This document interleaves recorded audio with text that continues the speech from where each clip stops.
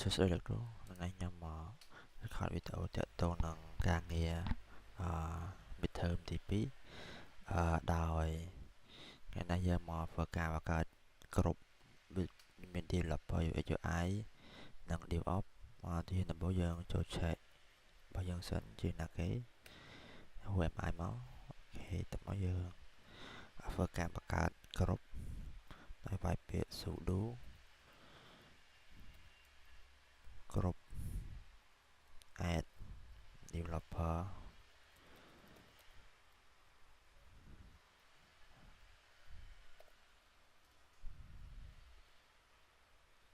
ហើយខុស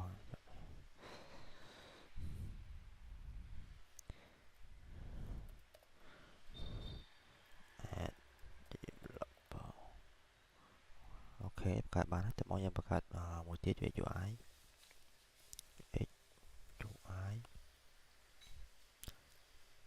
ហើយនឹង DevOps អូខេហើយយើងបង្កើតហើយសូមខ្ញុំទៅ check មើលគ្រប់តើចង់ clarify វាតើវាមានចូលកន្លែងយើងបង្កើតអត់យកវាយពាក្យ cat etc / គ្រប់អូខេចូលមកហើយ3គ្រប់បងយើង clear វាមួយងាយស្រួលមើលបន្តទៅយើងធ្វើការ delete គ្រប់យើងវាយពាក្យ sudo គ្រប់ dev ហើយដាក់ឈ្មោះ develop អូខេតមកយើងទៅ check វាម្ដងទៀតអូខេ developer ដូចបាត់ចេញពីហ្នឹងហើយមកយើង clear មួយទៀតចូលទៅទី3យើងធ្វើការ create វាមកវិញហើយយើង list វាម្ដងទៀតហើយយើងធ្វើការពាក្យ sudo ដែរមកហើយវាយគ្រប់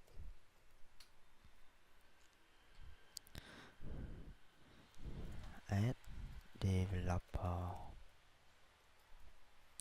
អូខេសូហើយយើងធ្វើការ list វាវិញអូខេវាមកវិញហើយតមកទៀតទៅចំណុចទី4 create file យកការ create file តាក់ទងនឹង developer និង UI និង DevOps យើងវាយពាក្យ touch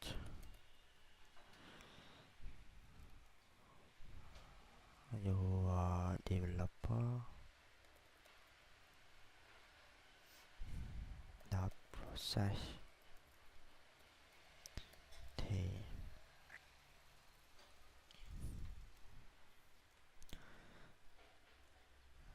ok យើងបង្កើតមួយទៀតសម្រាប់ UI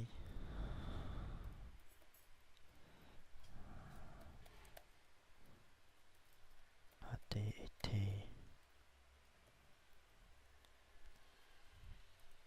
DevOps process DT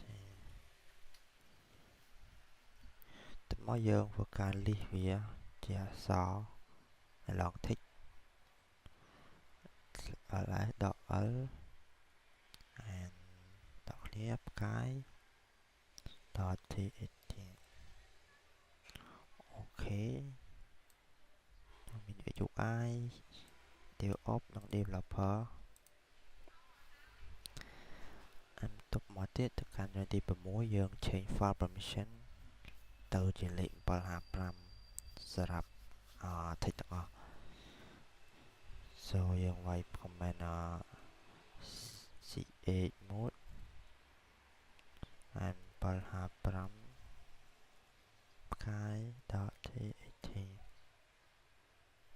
អូខេតែមកយើង list វាម្ដងទៀត ls.l and ផ្កាយ .txt អូខេយើងសម្គាល់លេខកូដដល់755ហ្នឹងវាសម្គាល់លេខកូដអក្សរពីមុខដូចមាន RW HR និង on x តមកទៀតយើងត្រូវកាន់រន្ទី8ធ្វើការគ្រប់ developer វាជា i ដែលយើងអាចឲ្យវា access ទៅ deal គ្រប់បានទេវាយពាក្យ sudo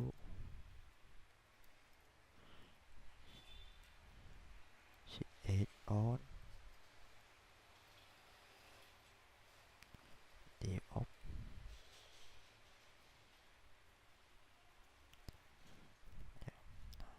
process .txt ok តមកយើង clarify developer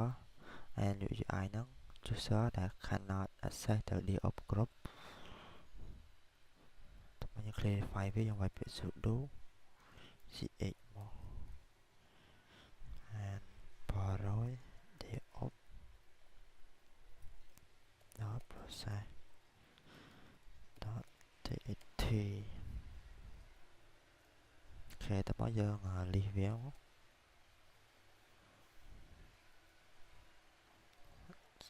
r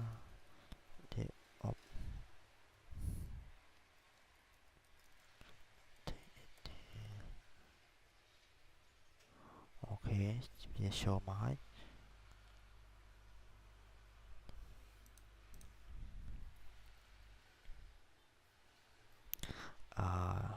យើង clear វាមកយើ